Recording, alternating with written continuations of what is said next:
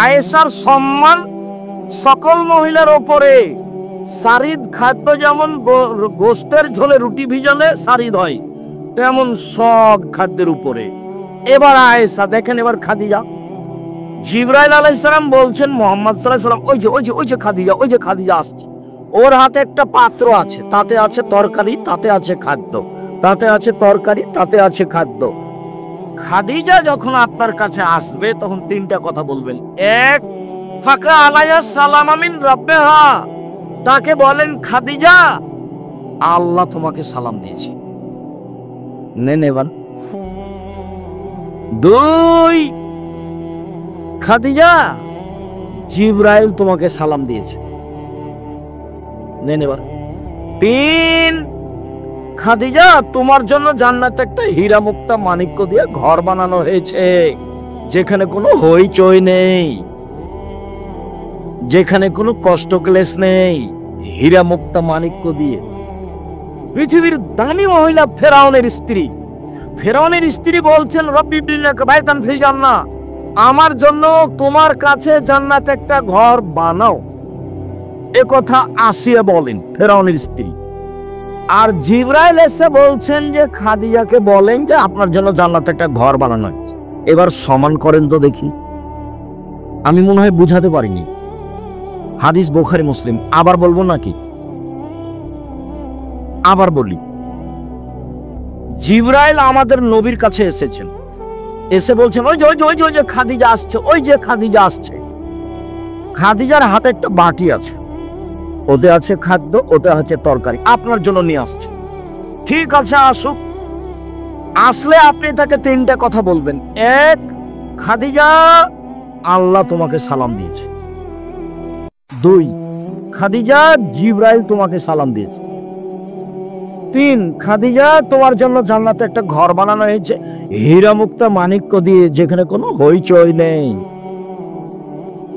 এবার তাহলে কাকে তার পাশে দাঁড় করাবেন? আল্লাহ নবী বলছেন আয়েশা শোনো শোনো শোনো, আয়েশা জিবরাইল তোমাকে সালাম দিল, জিবরাইল সালাম দিল।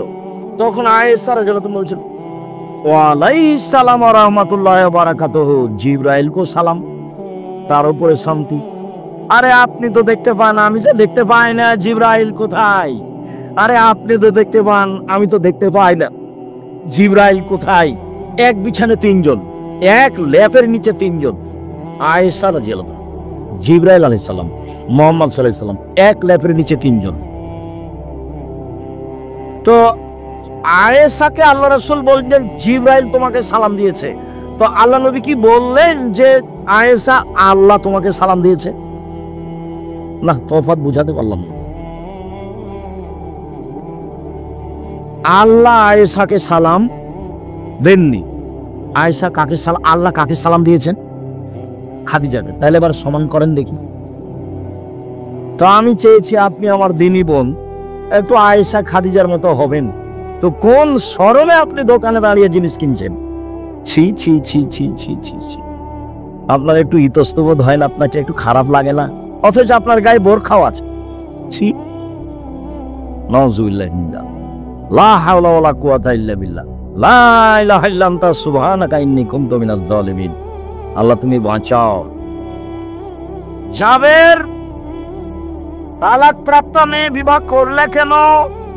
শুনেন, আমার আব্বা শহীদ হয়েছেন উহুদের যুদ্ধে 9 জন মেয়ে রেখে। আমার 9 জন বোন আছে, এদের সমবয়সের, কম বয়সের, কম বুদ্ধির মেয়েকে আমি বিবাহ করতে চাইনি 4টা কারণে। শুনুন, আমার আব্বা শহীদ হয়েছেন উহুদের যুদ্ধে, 9 জন মেয়ে রেখে আমার 9 জন বোন আছে। এদের বয়সের, কম বয়সের মেয়ে আমি বিবাহ করতে চাইনি 4টা কারণে। এক, লেতুয়াল্লেমাহুন্না, আমার স্ত্রী যেন আমার বোনদেরকে বিদ্যা শিখাতে পারে। বিদ্যা, ছেলে মেয়ে আপনিও পড়াচ্ছেন, কিন্তু আপনি ঠকে গেছেন। জাতির জন্য পড়াতে হবে, নিজের জন্য নয়। টাকা ইনকাম করবে, এটা আপনার মাথায় আসলো কেন? আরে আমার আব্বা নিরক্ষর, আমি কতদিন শুনেছি, আমার নিজের বাপের কথা বলছি। আমার আব্বা নিরক্ষর, আমি কতদিন শুনেছি আমার আব্বার মুখে। আরে ছেলে মেয়ে কি আমি ভাগ্য ছেড়ে এসেছে নাকি? ওদের জন্য অত চিন্তা করব কেন? ওদের ভাগ্য আছে, তা আমাকে যখন বলতে লাগলো যে আপনার ছেলেরা ভালো, আব্দুল্লাহ, আব্দুর রহমান, আব্দুর রহিম, ওদেরকে একটু স্কুলে দেন না। তখন আমি বললাম যে সবার ছেলে তো স্কুলে পড়ে, আর স্কুলে যায় কি করবে, এরা এই লাইনেই থাক। তো শিক্ষকের নাম্বার দিয়েছে 101। তা বলছি হুজুর এইভাবে দিলেন যে আব্দুল সামাদ সালাত 101 দিলেন যে। আরে শোনো আব্দুর রাজ্জাক, জীবনে কত খাতা দেখলাম, তো 100 দিয়েছি। তো আমাকে এটা তার চেয়ে ভালো লেগেছে, তখন আমি কোনো পদঘাট না পেয়ে 101 করে দিচ্ছি। জাতির জন্য ছেলে মানুষ করেন, নিজের জন্য কেন? নিজের জন্য করলে ও কোম্পানির ওষুধ লিখবে, ও জানে যে এর চেয়ে ভালো ওষুধ আছে। কি করবেন এই ছেলে দিয়ে? আর বেটি ছেলে হলো তার সহযোগী। বেটি ছেলে ভাষা বুঝেন না, মেয়ে মানুষ বুঝেন তো? ডাক্তারের সহযোগী কে? মেয়ে মানুষ। কেন দেশে ছেলে মানুষ নাই? ডাক্তার সাহেব আপনি মনে কিছু নিয়েন না, আপনাকে আমি ভালোবাসি। ব্যতিক্রম 2-1 জন হবে না এটা নয়, 2-1 জন হবেই। আমি তো সারা জীবন বলে আসলাম 90 সাল থেকে আমি কোনোদিন পথ খরচ চাইনি, পাথর চাইনি। এমন তো সবাই বলে না, বলে কি? কারো মুখে আমি শুনিনি যে ওও বলছে আমি কোনোদিন জীবনে পথ খরচ চাইনি। আমাকে যদি কেউ পথ খরচ দিতে চেয়েছে জোর করে, আমি যে আপনার প্রোগ্রামই করব না। আমার জীবনে কোনোদিন আমাকে কোনো এমপি, মন্ত্রী বা কোনো চেয়ারম্যান, সভাপতি, সেক্রেটারির নত হয়ে কথা বলা লাগেনি। ওটা আমার জীবনে ওই পাতাই নাই, ওই পাতা আমি ছেড়ে দিয়েছি। খুব সম্মান সহকারে জাতির সামনে দিন নিয়ে আস, এবং মনে বড় স্বাদ আছে, সাহস আছে। আম গাছে জাম ধরতে পারে, ধরে না। অমাবস্যা রাতে চাঁদ উঠতে পারে, উঠে না। সোঁয়ের ছিদ্র দিয়ে লাঙ্গলের ফল ঢুকতে পারে, ঢোকে না। সোঁয়ের ছিদ্র দিয়ে লাঙ্গলের ফল ঢুকে যেতে পারে। আম গাছে জাম ধরে যেতে পারে, অমাবস্যা রাতে চাঁদ উঠে যেতে পারে। আমি যে কথা বলছি এতে সন্দেহ আছে বলে কিয়ামত পর্যন্ত চেষ্টা করলে সরিষা ঢোকানো যাবে না। তার যাবের আমার 9 জন বোন আছে। আমি বেশি বয়সের মেয়ে বিবাহ করেছি। 1, আমার বোনকে বিদ্যা শিখিয়ে দিবে। 2, বলে তোর দেওয়া হল না, আমার বোনদেরকে শিষ্টাচার শিখাবে। এই ছেলে, সব শিষ্টাচার সুন্দর নয়। বগল উঠিয়ে ফেলতে হবে, বেলেট দিয়ে কাটা যাবে না। নিচের লুম পরিষ্কার করতে হবে, ঊর্ধ্বে টাইম 40 দিন। শিষ্টাচার। ডান পায়ের জুতা আগে বলতে হবে, শিষ্টাচার। বাম পায়ের জুতা আগে খুলতে হবে, শিষ্টাচার। ডান কাতে শুইতে হবে, শিষ্টাচার। দোয়া পড়ে শুইতে হবে, শিষ্টাচার। দোয়া পড়ে উঠতে হবে, শিষ্টাচার। ডান হাতে খেতে হবে, শিষ্টাচার। পাশ থেকে খেতে হবে, শিষ্টাচার। বিসমিল্লাহ বলতে হবে, শিষ্টাচার। শিষ্টাচার দিয়ে ধর্ম ভর্তি। 1 গ্লাস পানি পান করলে কয়টা শিষ্টাচার লাগে? 5টা। শুনুন, শিষ্টাচারের কাছে ছেলে শোনো, তোমার আম্মাকে নিয়ে একটা কথা বলি। কাছাকাছি চলে এসেছি, কষ্ট নিও না। এবার শুধু তোমার আম্মার সাথে কথা বলছি, তুমি তোমার আম্মাকে বলে দিও। জাবের রাদিয়াল্লাহু তাআলা আনহু বলেন, রাসূল সাল্লাল্লাহু আলাইহি ওয়াসাল্লাম বলেছেন যে আমসাইতুম কুকু সিবিয়ানাকুম, সন্ধ্যার সময় বাচ্চাদেরকে ছাদের উপরে নিয়ে যায় না, উঠানে আঙিনায় নিয়ে যায় না। শয়তান ছড়িয়ে পড়েছে, শয়তানের বদনজর লাগবে। বাচ্চা রাতে কাঁদবে, কান্নাকাটি করবে, ছাদ থেকে উপরে ধাক্কা দিয়ে ফেলে দিবে। আল্লাহ নবী বলছে। 1, বাচ্চা, ছোট বাচ্চাকে কোথায় নিয়ে যাওয়া হবে না সন্ধ্যার সময়?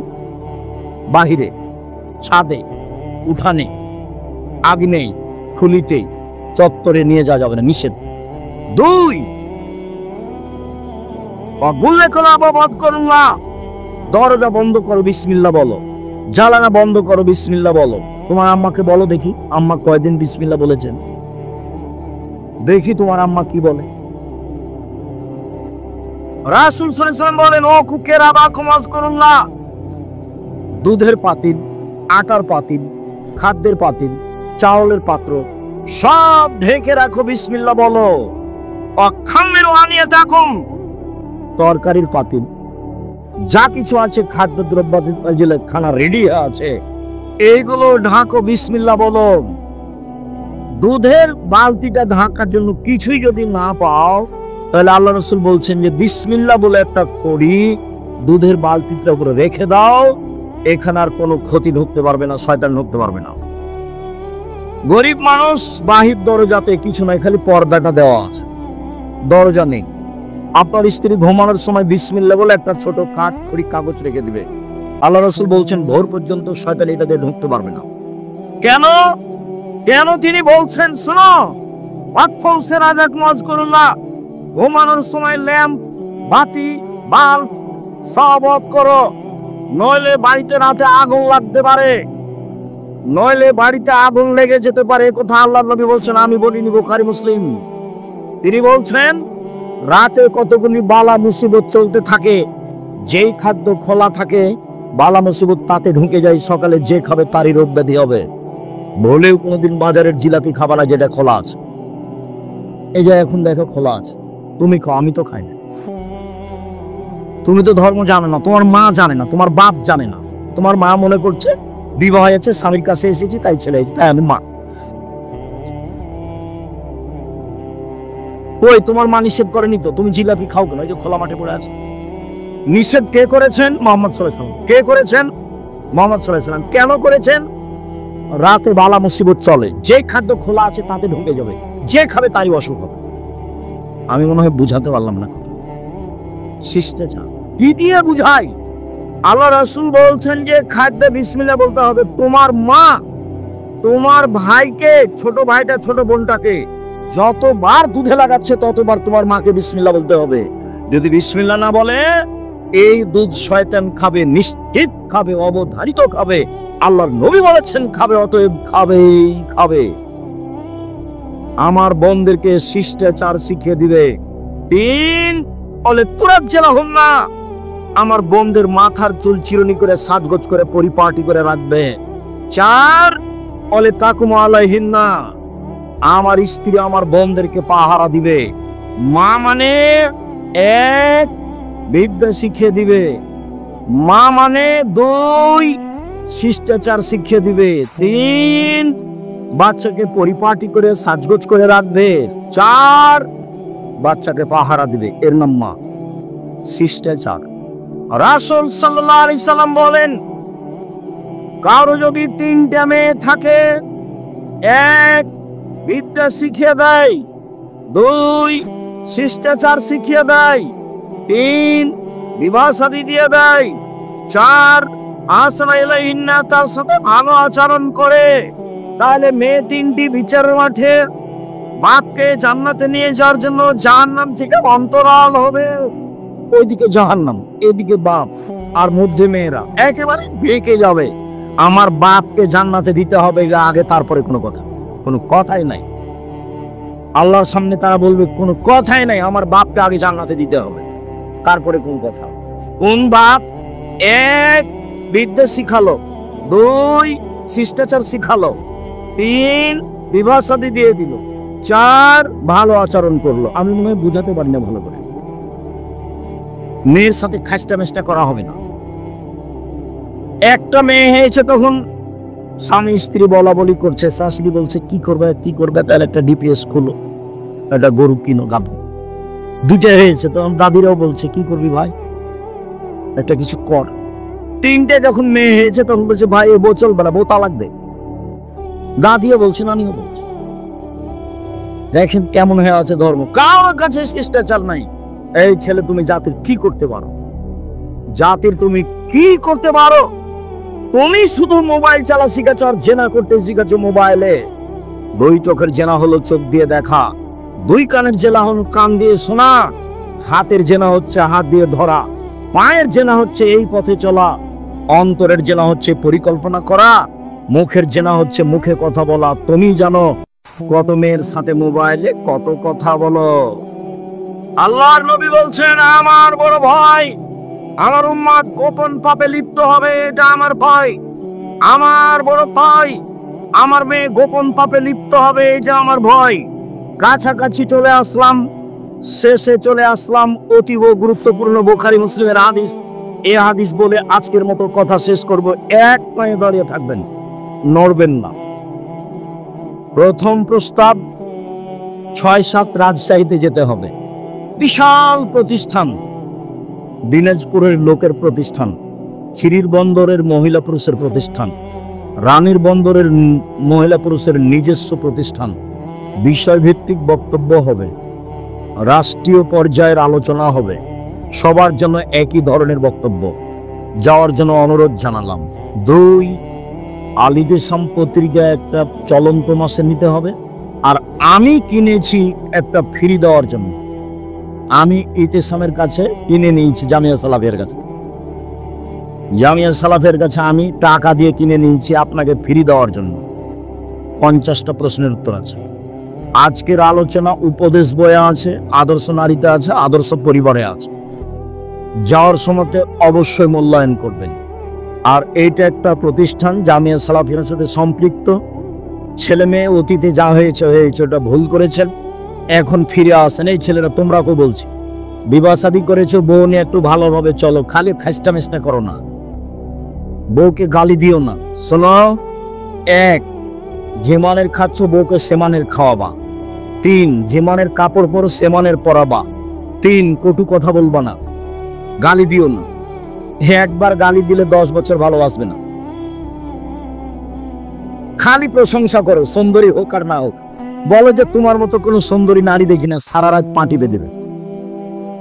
ওরা হলো প্রশংসা প্রিয় মানুষ। তুমি ভুল করে গালি টালি দাও, সেই করো, ওগুলো করা হবে না।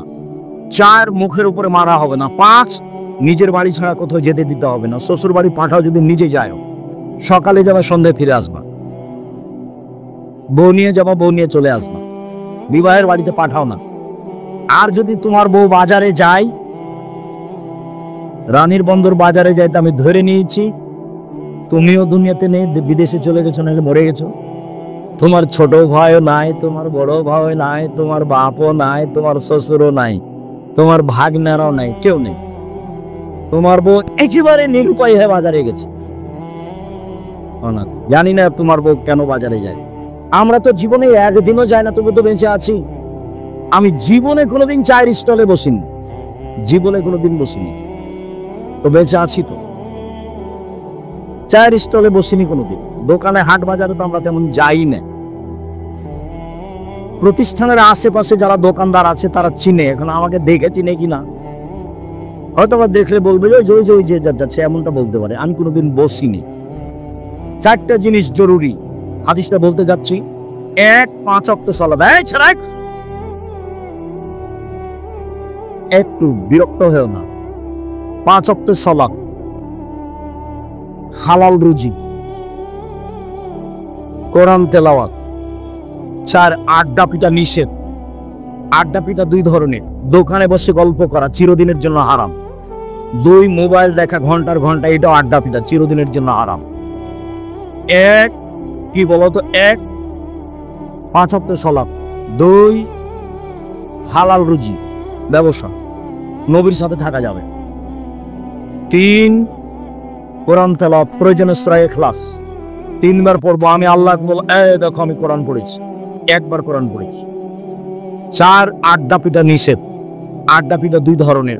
1, দোকানে বসে বা নির্বাচনের ঘরে বসে সবাই মিলে এমন গল্প জমাইছে আর চা খাচ্ছে, টাকা দিয়েছে তার একজন, মাথায় কিছু আছে, সবই কি গোবর। মনে কষ্ট নিও না, আমি তোমাকে খুব মন দিয়ে ভালোবাসি। তুমি আমার কাছের সন্তান, তুমি আমার কাছের ভাই, তোমাকে আমার আদরের কোনো অভাব নেই, আপনাকে মূল্যায়নের কোনো অভাব নেই। তবে আপনার ছেলে এই জুয়া চুরি করে বেড়াবে, এর পিছনে ওর পিছনে দৌড়িয়ে বেড়াবে, এটা আমি চাই। আপনার ছেলে পড়াশোনা শিখবে, হালাল রুজি উপার্জন করবে, নিজের মতো খাবে, নিজের মতো চলবে। কথা বুঝাতে পারিনি? পড়াশোনা শিখেছে, ব্যবসা করবে, না হলে চাকরি করবে, না হলে দিনমজুরি করবে, নিজের মতো খাবে, নিজের মতো চলবে। 5 ওয়াক্ত সালাত, হালাল রুজি, কোরআন তেলাওয়াত, বাস জান্নাত হবে। ধান্দাবাজি করতে গেছো কেন? কেন গেছো ধান্দাবাজি করতে? যাবা কেন? কেন যাবা? আয়েশা রাদিয়াল্লাহু তাআলা আনহা বলেন, আমরা সফর থেকে আসছিলাম, হঠাৎ করে আমার গলার হার হারিয়ে গেল। আমার বড় বোনের কাছ থেকে চেয়ে নিয়ে এসেছিলাম, খুঁজেও পাই না, যেতেও পারি না। সালাতের টাইম হয়ে গেল, পানিও নাই, অজুও করতে পারি না। বড় বিপদে পড়ে গেলাম, সবাই বিপদে। সবাই আমার আব্বাকে বলল, জানেন কি হয়েছে? কি হয়েছে? আরে আপনার মেয়ে তো হার হারিয়েছে, খুঁজে পায় না, যেতেও পারি না, পানিও নেই, ওযুও করতে পারি না, সালাত আদায় করতে পারি না। তাই এই কথা শুনে আয়েশা রাদিয়াল্লাহু তাআলা আনহা বলেন, আমার আব্বা আমার দিকে আসলেন। উনি বলছেন আবু বকর সিদ্দিক আসলেন, ওয়াল্লাকা জানি লাকজাতান শাদীদা, আমার কোমরের উপরে এত জোরে তিনি মারলেন যে আমার স্বামী আমার উরু রানের উপরে মাথা দিয়ে ঘুমাচ্ছিলেন। যদি না ঘুমাতেন তাহলে আমি মায়ের কারণে দূরে সরে যেতাম, তিনি এত জোরে মারলেন। আরেকটু, বাংলাদেশে যদি জামাই মেয়ের উরু রানের উপরে মাথা দিয়ে ঘুমায় তাহলে শ্বশুর ওইদিকে যাবে, এভাবে উল্টা ঘুরে দাঁড়াবে। আয়েশা রাদিয়াল্লাহু তাআলা আনহার বিবরণ বুখারী মুসলিম। আবু বকর সিদ্দিক আমার নিকটে আসলেন, খুব জোরে আঘাত করলেন, লাকাজানি লাকজাতান শাদীদা, খুব জোরে আঘাত করলেন। ওই সময় আমার স্বামী আমার উরু আমার রানের উপরে মাথা দিয়ে ঘুমাচ্ছিলেন, না ঘুমালে আমি মায়ের কারণে দূরে সরে যেতাম, এত জোরে মেরেছেন। এইবার কথা, সবচেয়ে বড় মানুষে মারলেন, নবী রাসূল ব্যতীত, নবী রাসূল বাদ দিয়ে পৃথিবীর ইতিহাসে আবু বকর সিদ্দিক রাদিয়াল্লাহু তাআলা বড় মানুষ কেউ নেই। বুঝাতে পারিনি কথা? নবী রাসূল বাদ দিয়ে পৃথিবীতে সবচেয়ে বড় মানুষ কে? আবু বকর সিদ্দিক রাদিয়াল্লাহু তাআলা সবচেয়ে বড় মানুষে মারলেন। সবচেয়ে বড় মানুষের সামনে মারলেন কে? মুহাম্মদ সাল্লাল্লাহু আলাইহি ওয়াসাল্লাম।